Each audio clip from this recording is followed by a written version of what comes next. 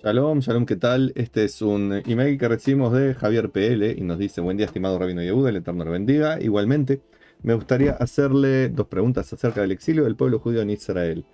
Acá hago una pausa y le voy a pedir a los que están viendo este video que presten mucha atención a lo que escribió Javier PL y pongan en el comentario en qué lo corregirían, por favor. Hay por lo menos dos cosas, tres en realidad, que hay para corregir en esta frase. Me gustaría hacerle dos preguntas acerca del exilio del pueblo judío en Israel. Pausen el video, mírenlo bien, solo esa frase y pongan los tres errores que tiene esa frase. Pónganlos en los comentarios, por favor. Gracias. Y entonces sigo con la lectura de la carta. Fue en Goshen, la primera y única casa de estudio de la Torá de la historia del pueblo de Israel, o habían más yeshivot, casa de estudio de la Torá en Egipto. Eh, Muy larga y muy complicada la frase. Vamos por el principio. Fue en Goshen, con N, Goshen, la primera y única casa de estudio de la Torá de la historia del pueblo de Israel. Cuando dice de la historia del pueblo de Israel, es una historia que va desde hace 33 siglos hasta la actualidad. Por lo tanto, obviamente que hubo muchísimas casas de estudio y las hay hoy en día, estudios de la Torá. Así que quizás se quiere concretar a casa de estudio en Egipto, como dice al final. Por lo tanto, habría que haber hecho la frase un poco más sencilla. Fue en Goshen la primera y única casa de estudio de la Torá en Egipto. Quizás así era una frase más entendible, o quizás quiere preguntar otra cosa. Así que Goshen con N. Y pensemos un poquito. ¿La Torá fue entregada antes o después de que los judíos estuvieran esclavos en Egipto? Y es evidente que fue después. De hecho, la conclusión de la Torá escrita se dio 40 años después de la salida de Egipto.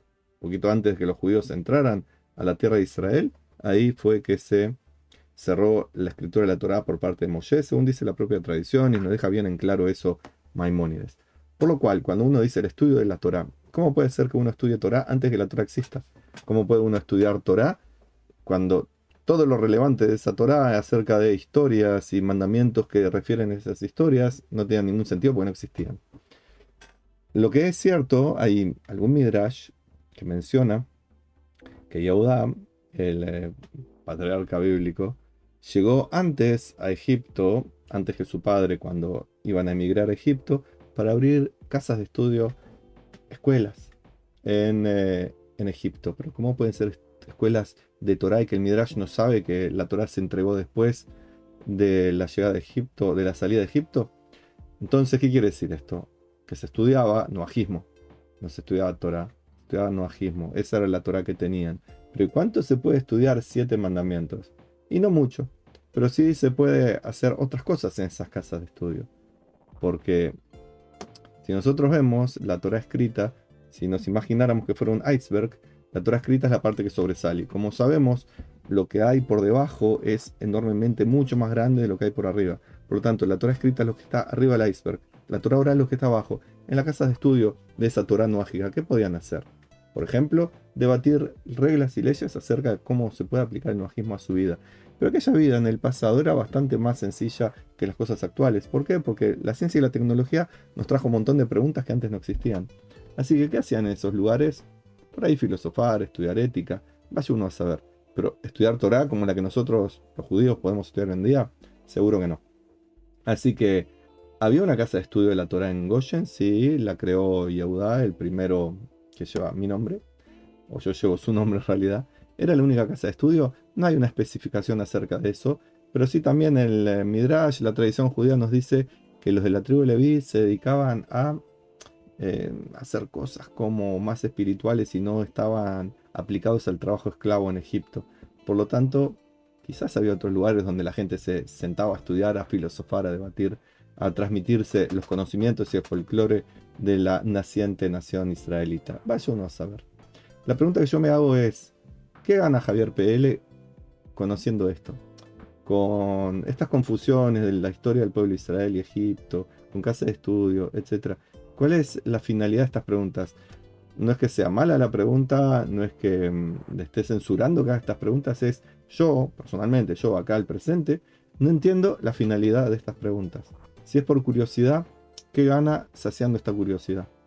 Y si es para algo más, no se me ocurre que puede ser. Estaría genial que lo pudiera comentar Javier Pele, no en un email, sino acá mismo, como un comentario. ¿Qué es, ¿Cuál es el objetivo de estas preguntas? Aparte de la curiosidad, que tampoco entiendo cuál es el sentido de esta curiosidad. ¿Y de dónde saca estas ideas? Porque no es la primera vez que pone ideas que no tienen mucho asidero en lo que la tradición judía dice. Vamos a su segunda pregunta. ¿Por qué se dice? ¿Por qué va separado y con tilde el qué? Pero bueno, porque si no, no entiendo cuál es la pregunta. Por eso la corrección. ¿Por qué se dice que el pueblo judío estuvo 430 años en Egipto, de los cuales 215 corresponden a Abraham, Isaac y Jacob? Otra vez, no sé dónde saquen su información porque es incorrecta. Se hace un cálculo. Dios le dijo a Abraham, tus descendientes van a ser esclavos en una tierra ajena, hasta que puedan volver a esta tierra. ¿Ok? Y van a pasar 430 años. ¿Y qué pasó? No se empezó a contar desde que los hebreos llegaron a Egipto, sino que se empezó a contar desde el nacimiento de Isaac, el hijo de Abraham. ¿Por qué? Porque el primer descendiente del cual se toma en consideración es Isaac, estaba el descendiente anterior Ismael, pero no se lo toma en consideración como heredero. Así que desde Isaac en adelante, sus hijos, sus nietos, la generación que estuvo en Egipto, los que estaban esclavizados en Egipto, hasta la redención, ahí pasaron 430 años. ¿Y por qué se toma de Isaac en adelante si no estaban en Egipto? Porque la tierra de Canaán, por más que era nuestra, por derecho del pueblo judío, éramos descendientes de los dueños originales, que no eran los cananeos, y Dios le había prometido a Abraham que esa iba a ser nuestra tierra, y sigue siendo nuestra tierra hoy en día. No estábamos como los residentes propietarios, sino como residentes extranjeros. Así que desde el nacimiento de Isaac se toma, y no son 215, son 210, y no es Abraham que se toma, sino desde Isaac en adelante. ¿Y por qué? Porque es también una forma que Dios nos hizo el favor de que la esclavitud fuera menos tiempo. Imagínense que si hubiera sido 430 años en vez del lugar de los 210, se hubiera perdido el pueblo hebreo, no hubiera nacido, la cultura egipcia era muy poderosa y muy cruel, no hubiera habido pueblo hebreo. Por lo tanto, la bondad de Dios permitió que los 430 años se contara desde el exilio dentro de la propia tierra de Canaán con el nacimiento de Isaac. Espero que haya quedado claro. Un saludo afectuoso y que tenga un feliz Pesaj. Ya pasó, ya estamos casi a un mes después de Pesaj, o por ahí. Pero muchas gracias, estimado Rabino Yehuda, que el Eterno lo bendiga. Igualmente, Javier, me encantaría saber cuál es el objetivo de estas preguntas, especialmente la primera, que no la entiendo. ¿Y de dónde saca estas informaciones? Pero no me mande links a páginas judías que no me interesa revisar. Si a mí me interesaría, entraría yo a ellas. Quiero que usted me diga concretamente, como cuando le pregunté una pregunta acerca de los Shelihim, quizás la hago ahora, y me mandó una página que no decía nada acerca de lo que yo le preguntaba. Pero es no solo por curiosidad, sino también para saber qué tengo que responder yo. Porque a veces las preguntas, cuando están orientadas hacia un cierto objetivo, permiten que las respuestas sean también direccionadas en ese objetivo. Eh, en fin, hasta aquí. Muchas gracias. Shalom y bendiciones.